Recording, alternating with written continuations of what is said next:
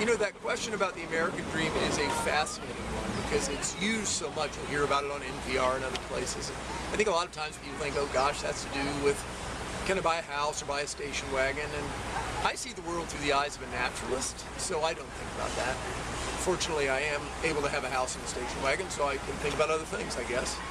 And so for me, the American dream is, can we continue to have wild places? I think those are vital to what has been the growth of America and success of America. We were first to protect a national park in 1902, back when America was largely a wilderness. Teddy Roosevelt said, we need to save Yellowstone because this thing's going to get built up or mined or dug up otherwise.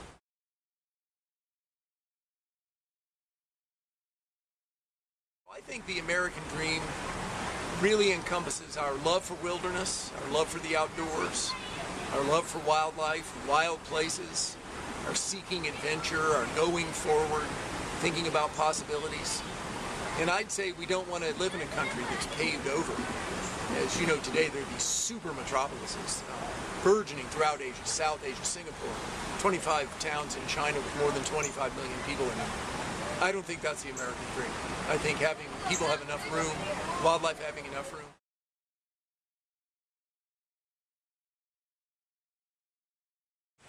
I think that America has long led the way on conservation, particularly wildlife conservation. We've got a long way to catch up on resource conservation. Per person we use a lot of resource, a lot of energy, a lot of material compared to other nations. But in terms of wildlife conservation, it really is a big part of the American dream and an important thing for America to play that role going forward. It ties to the way that American people are. I think as a nation, we're a very young nation, and as a result, we're a very hopeful nation. And conservation is a very hopeful field. You have to remain hopeful or otherwise you give up. We do live in a time where polar bears are under siege. Rhinos, particularly Asian rhinos, are really under siege. Animals are disappearing, but more people than ever are working to protect them. So there's hope for that. And it really will take an American push to fund it, to research it, to drive it. And I still think it's possible for there to be wild cheetahs, wild tigers, wild rhinos 100 years from now.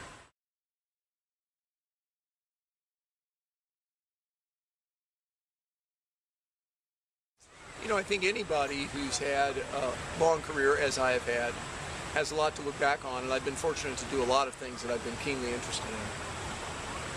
But in terms of the American dream, of course, we're never done. We can't lose hope. As Churchill said, onward, ever onward. There's still more to be done. I'd say personally, as many people would probably say, my American dream lives in my children. I have 3 great girls. And ironically, though they don't seem like it when they're teenagers, they grow up to be exactly like their parents. So I've got these 3 little carbon copies out there, listening to NPR and going to the library and driving a Subaru. So it will carry on.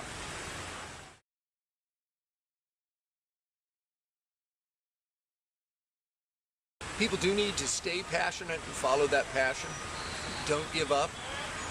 If you ever watch folks in traffic in the morning when they're going to work, just through their windows, even if they're closed, you can tell that, man, that person seems psyched. They're into it. Others look like, oh my gosh, I'm going to jail. And you don't need to live a life, oh my gosh, I'm going to jail. Money's way overrated. Nobody working at a zoo makes any money. But passion, drive, doing stuff you're interested in is the way to get what you want. And don't be bashful about it. It sounds corny. People often are so hesitant to say, this is what I'm trying to do. Can you help me figure out how to do that? People love to be asked for help. They love to be asked for advice. They don't love to be asked for money, but they love to be asked for advice. So ask people if they're doing what you're interested in doing, ask them how they can do it too. And it's possible. If you wait and you sit, oh, I'm going to wait until I receive a mail, or I'm going to wait until somebody knocks on my door. It doesn't work that way. You got to knock on the door and send the letters. But it's possible. People can do whatever they want to do.